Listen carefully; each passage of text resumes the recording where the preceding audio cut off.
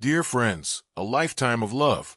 That is the most precious gift that each of us can give to life.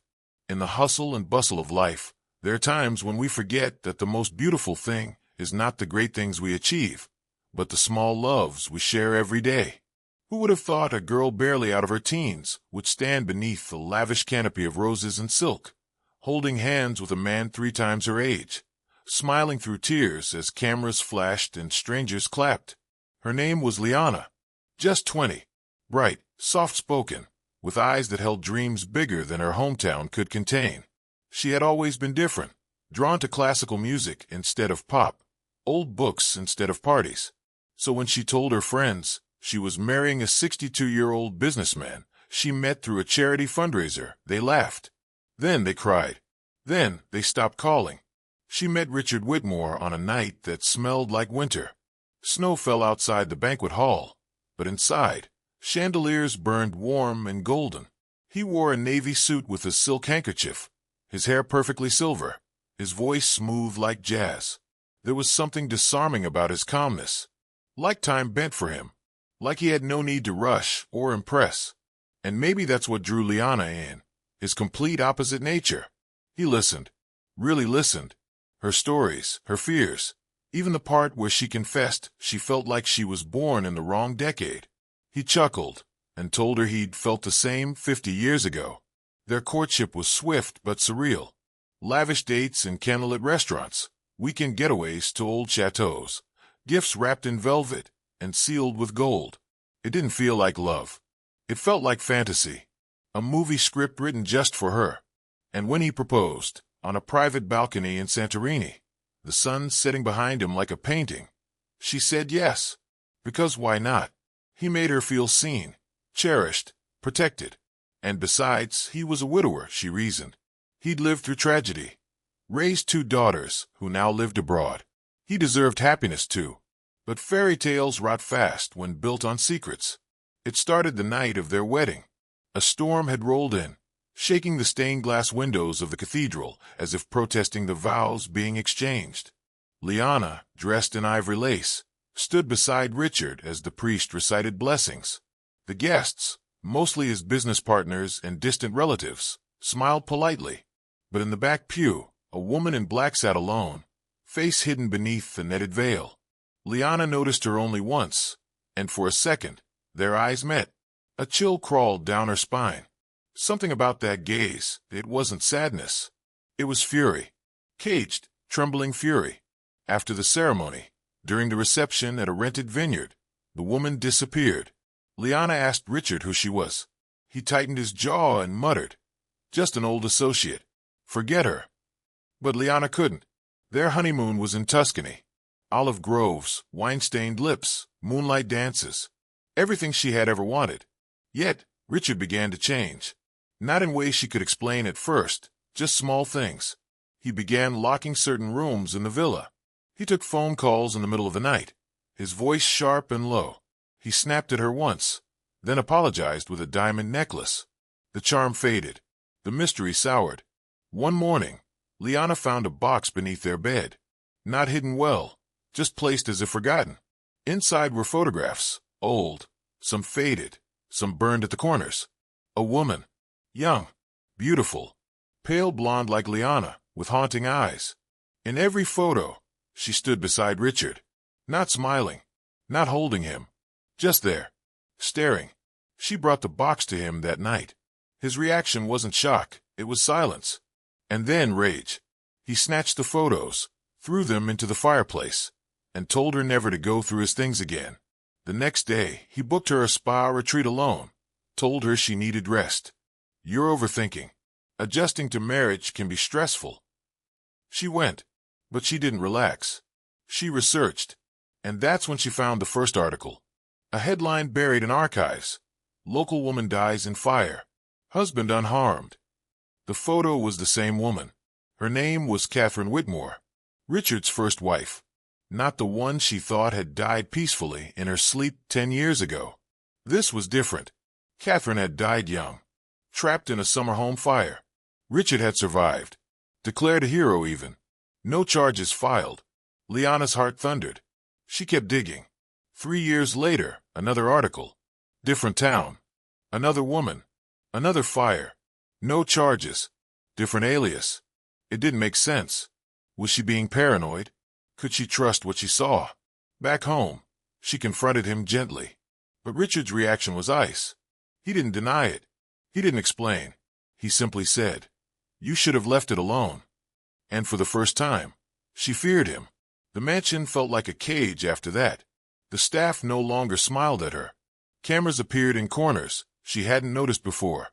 Her phone started glitching, messages never delivered. She tried to leave once, but the car wouldn't start. The driver said, "Mr. Whitmore said no trips today." She realized then she was a prisoner. But why? What was he hiding that was worth this? One stormy night, she escaped. Through a service tunnel the maid once mentioned in passing. She ran barefoot through mud and trees until she reached a neighbor's estate, banging on the door like a madwoman. The woman who opened the door was the same one from the wedding, the black veil. But now she wasn't veiled. Her name was Julia, Catherine's sister. And what she told Liana broke her. Richard Whitmore wasn't just a widower. He was a predator, a man who married women young, with a certain look, a certain vulnerability. And when they became too curious, too difficult, too alive, he made them disappear. Fire, drowning, suicide, always clean, always tragic, never traced. Julia had tried for years to gather proof. But Richard had money, power, connections. Every attempt got swept away. So she waited for the next girl. And when she saw Liana, she saw her sister's ghost. They went to the police. But without direct evidence, they were turned away. So they built a case, quietly. They hacked, they tracked, they risked everything. And what they found would shock the world. Who would have thought a girl, barely out of her teenage years, walking down the aisle with a man old enough to be her grandfather, would trigger a scandal so devastating it would destroy 3 generations of secrets in a single night? Her name was Clara, 20 years old, bright-eyed, naive, and hopelessly in love. Or so she thought. And the man she married, Victor Caldwell, 62 years old, wealthy, mysterious, charming, was everything her struggling family had ever dreamed of. But dreams, as Clara would soon learn, sometimes were the mask of nightmares. The wedding was lavish. Gold-trimmed roses lined the cathedral. A quartet played Mozart beneath a glass chandelier. No one could ignore the age difference, but everyone chose to. Because Victor wasn't just any man. He owned estates, hotels, and the silence of 100 broken people. Clara, in her simplicity, believed it was love. She'd grown up watching her mother beg landlords for rent extensions, watching her younger brother sleep on a tattered mattress, and watching opportunities pass like trains she could never board. Victor was the answer to a life of scarcity. He was security. He was everything she didn't know she shouldn't want. But it started the night after the wedding. The very first night. Clara had barely unzipped her wedding dress when she noticed Victor locking the bedroom door. His smile was strained, his eyes too quiet. He sat her down and asked her questions that didn't make sense.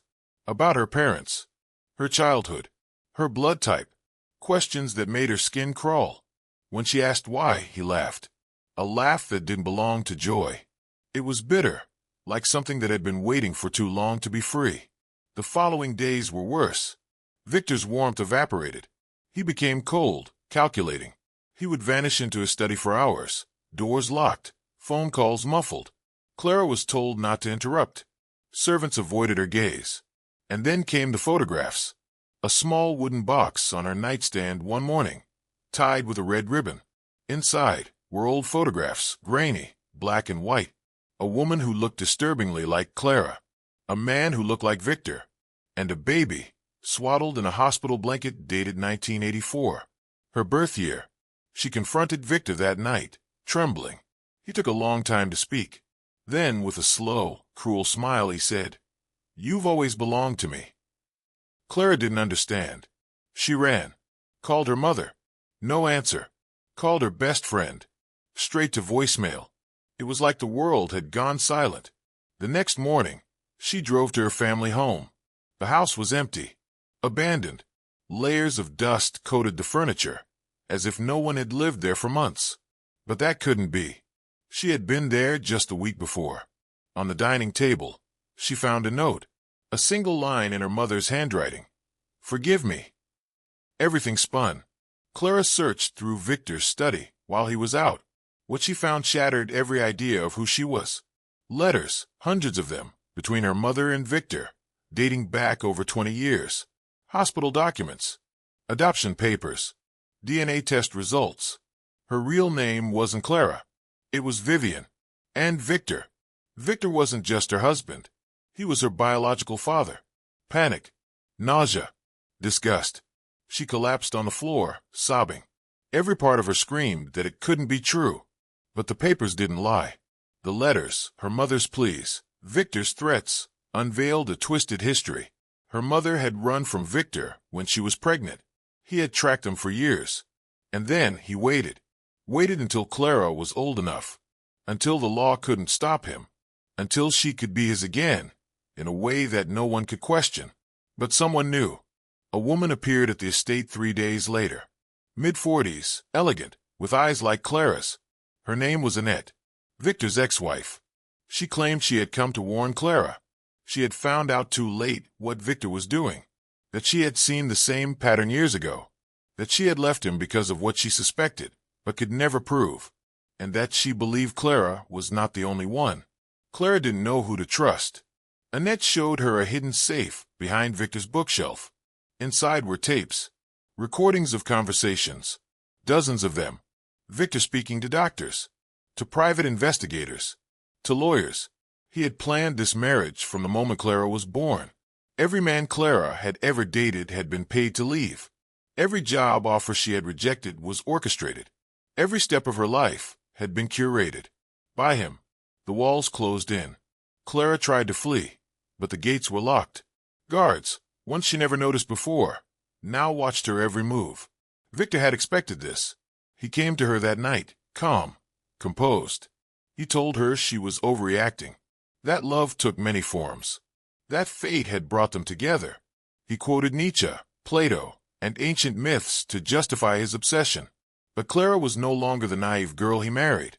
She played.